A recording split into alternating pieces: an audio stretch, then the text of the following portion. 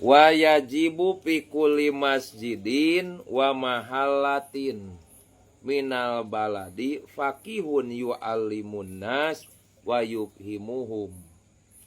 Wajib hukumna di setiap masjid, di setiap tempat, ti hiji nagara kudu aya jalma nu ngarti kana urusan agama.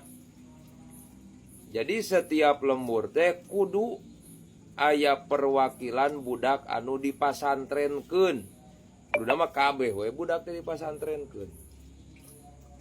Sina memperdalam urusan agama. Tujuanna naon? Yu'allimun nas.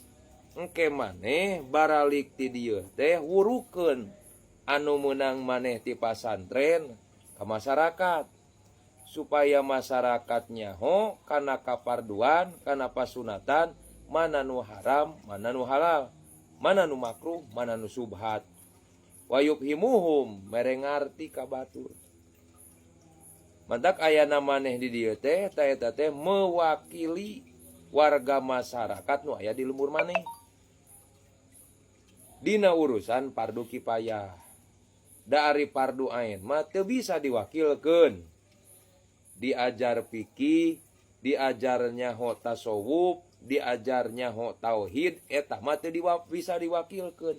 Wajib kabeh. Jadi moal gugur dosa masyarakat di lembur maneh, mun teh mah maneh di dieu ngaji fardu ain. Da fardu ain mah wajib keur saban-saban jalma nu mukallaf itu.